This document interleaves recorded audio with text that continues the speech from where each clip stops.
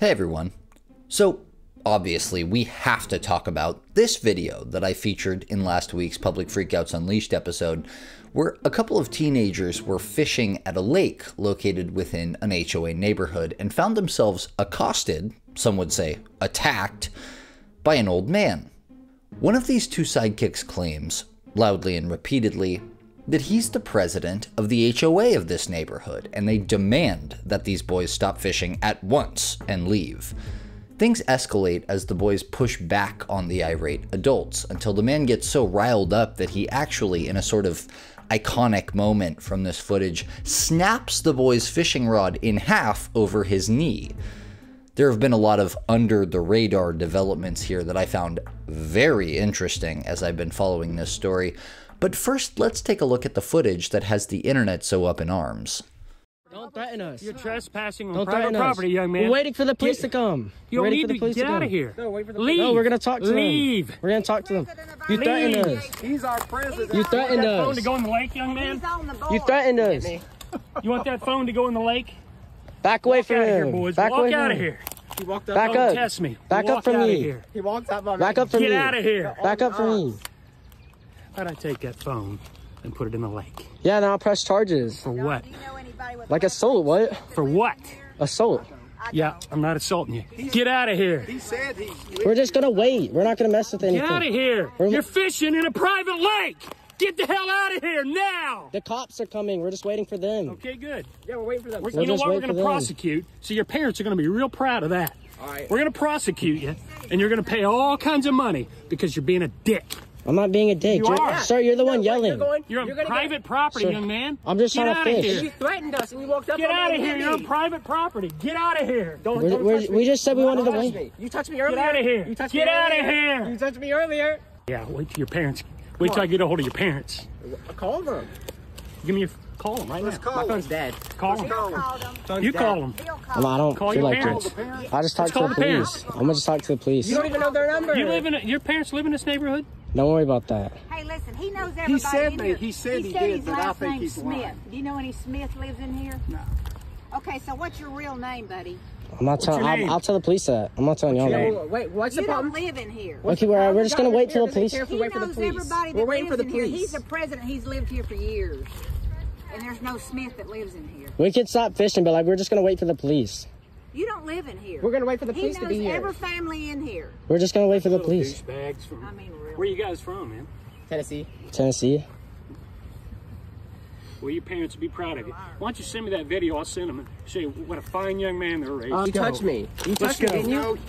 You saying let's go? That's a threat. And you smell like alcohol on your breath. I can smell it. You're right. I had a drink. Is that against the law? Dumb shit. God. Tell me you got all this on video. We're just gonna wait for the police. Yeah, good. Thank you. And we're gonna Yeah. show One them. of those poles gets thrown into the lake. I'm gonna snap it in half. No, you're not, because the police are gonna press charge on you. You're gonna be arrested and Yep. paying for them. Okay. I promise you will. You're a genius. We're showing the police this video, and you're Good. gonna get arrested. Good. Good. I can't wait to see you walk away in handcuffs. Do it. Don't do it. Yo, don't touch my rod. Don't touch my rod. Yo, you can't do that. You're not to do. What the is wrong with you? video. Yeah, I'm about to call the police. Do it. I got that on You video. want to do it too? I got that on video, bro. You're going viral. What are you doing? You're going You viral. guys to leave politely. Yeah, but you can't break my You're on property. private property. Yeah, I didn't saying that. What are you doing? The boys who posted this video series actually have a whole TikTok account dedicated to their fishing adventures at @fishandshe, and have made several new videos since, but did not pointedly ever address this incident again on their account. However, as these videos went viral, way too many angry netizens wanted to know who this guy was, and with the location being revealed by the boys as a specific neighborhood called Admiral's Landing in Knoxville, Tennessee, eventually, inevitably, he was found. The TikTok creator Donish revealed in a, and by the way, I checked this time, he pronounces his own name Donish, so it's not Dinesh, as I've been mispronouncing this entire time.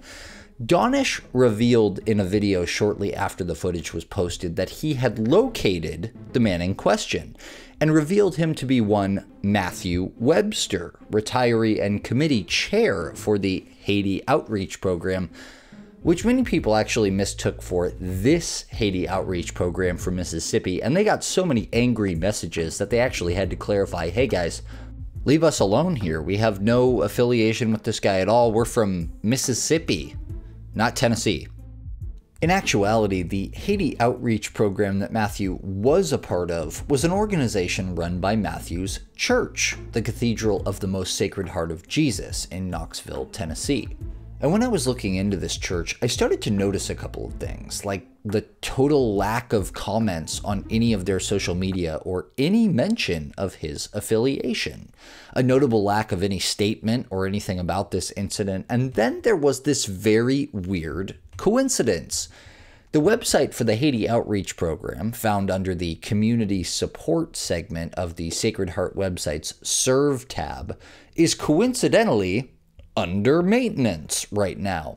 I tried some of the other website links here around these pages, by the way, and none of the others seem to be under maintenance at the moment.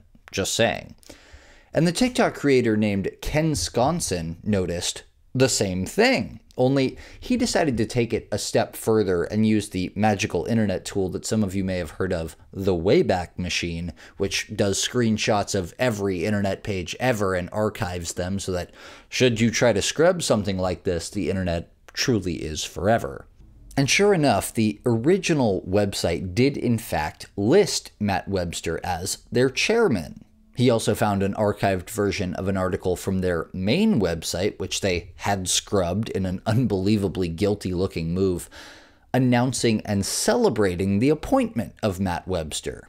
And this was just one of the many things they tried to get rid of. I'll let Ken Sconson explain the rest, since he did the real legwork here. But here's where it gets interesting. This is the church that Matt Webster is a part of, and the Haiti organization that they run is different than the last one, but this is theirs.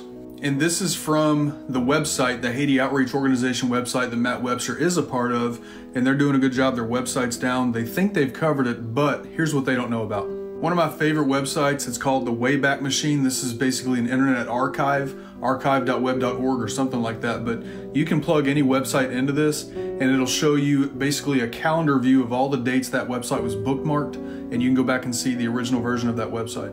So by picking up the website as it was marked on February of this year, this is the Haiti Outreach Program. This is the one that Matt is a part of. And at the bottom of that page, they have listed Committee Chairman Matt Webster. There was also an article at one time on the church's website announcing Matt Webster as the committee chair for this organization. If you go to it now, no results found. But once again, if I go to the Internet Time Machine, there's a bookmark from December 6th, 2023. If I click here, I can see the original of that website. And this is the page that I found, and I'd found this last week, but they've already taken it down. New Leadership in Haiti Outreach Program. This is their logo here. And this is a letter, it's a long article, so I'm only screenshotting part of it, but this is a letter that Matt Webster wrote to the new program he's part of and the congregation of that church. Here's the end of it. Blessings, Matt Webster, the website. And then also this is from my original video, and here's more.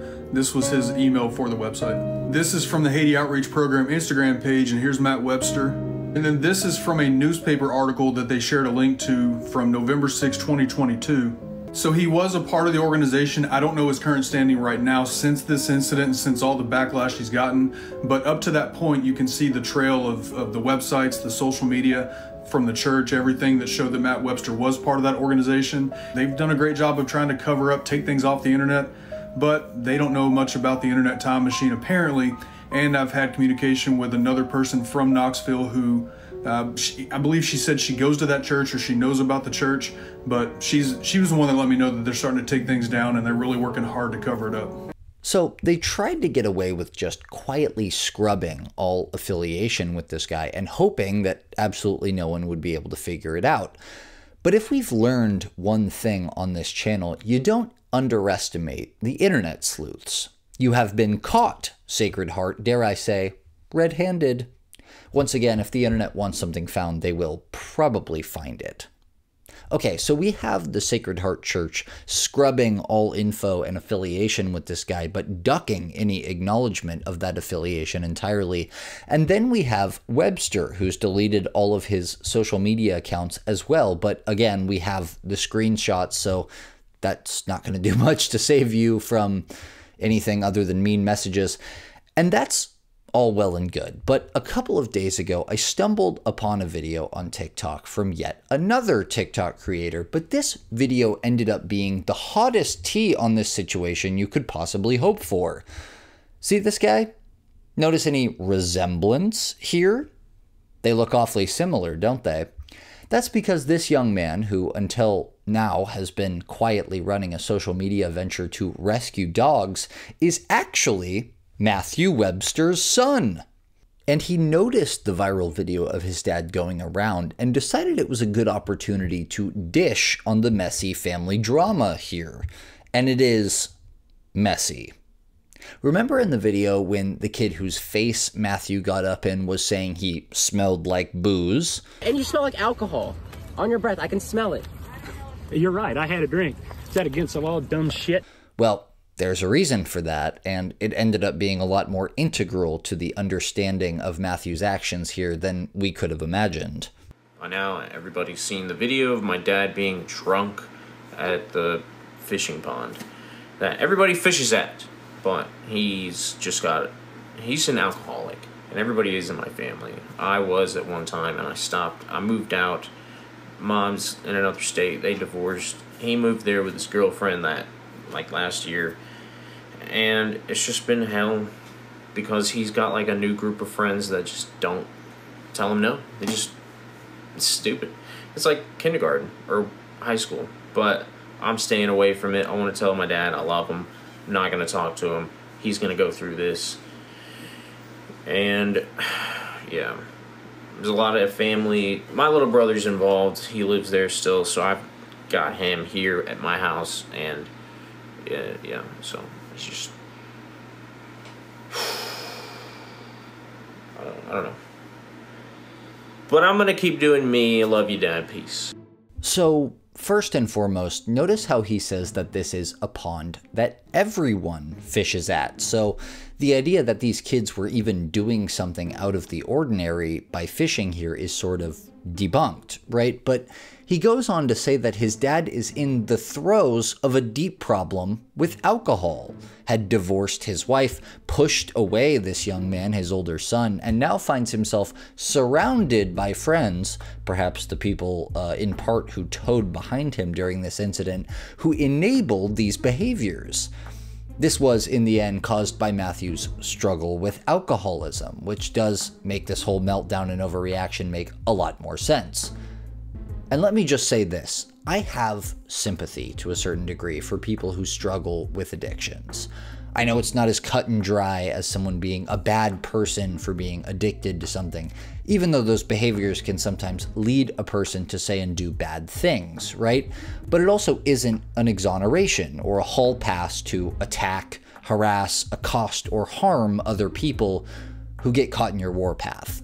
And this is all speaking from personal experience, by the way. I have people I really love in my family who, it's been a long time now, but who struggled with alcoholism, and it made them very, very different people at times because it messes with your brain chemistry. But if a person addicted to alcohol gets behind the wheel of a car and crashes into another person and hurts them, we don't excuse their behavior in court, or socially for that matter, because they're an addict, just like we wouldn't if they were to fly into a drunken rage and attack someone on the street or at a bar, etc. From what it sounds like, and our hearts go out to his son, who seems like a perfectly nice young man doing God's work rescuing animals, huge points for that, this behavior, this addiction that's caused it, has been controlling Matthew's life for a while now. So much so that it's led to a strained relationship with the people in his family that he loved. So while I'm less inclined to pile on Matthew for the way he behaved after learning all this, I hope this will be a wake-up call for him, and going through the humiliation of being ridiculed and exposed online, having your son dish your messy drama to everyone will be a sort of come to Jesus moment, if you will, as he's a Catholic, that ideally prompts him to do some serious self-reflecting and try to repair his relationships with the people who really matter. Not randoms on the internet like us, but his family. As for our fishing boys, Donish actually reached out and got the tea from their end as well. Apparently, the boys did stay there until the cops arrived, only when they did, all the cops bothered to do was trespass these boys and didn't actually do anything to Matthew. The parents were hesitant to press charges, though Donish urged them to consider it so that Matthew didn't feel, in Donish's words, vindicated in his behavior and go on to repeat it. But there's no indication that they actually ever did press charges. On the brighter side, these kids got a ton of new followers for their Passion Project page on TikTok, and Tizzy Ent, another TikToker, actually sent this kid a $250 gift card to Bass Pro Shop so he could replace the rod. So he ended up getting a free rod, but the real win here for Fish and She was probably the TikTok ad money from the 25 million-ish views his videos of this incident racked up. Going by my own CPM experience on TikTok, cost per mil or 1,000 views, which is about 80 cents per 1,000, this kid probably made about 20 grand from these videos, which wouldn't just buy a nice fishing rod, but a whole boat. And we love that for him.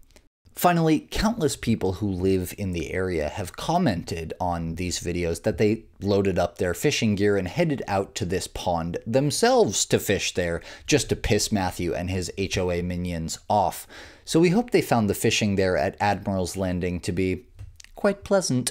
I want to encourage everyone to go check out not only Fish and She's TikTok page if you're into fishing, but also at Ken Sconson, who did the legwork on the Wayback Machine revelations, Donish, who originally identified this guy, and at Wienerdog Wi-Fi, that's Matthew's son's account, whose mission to help dogs is commendable and should be supported.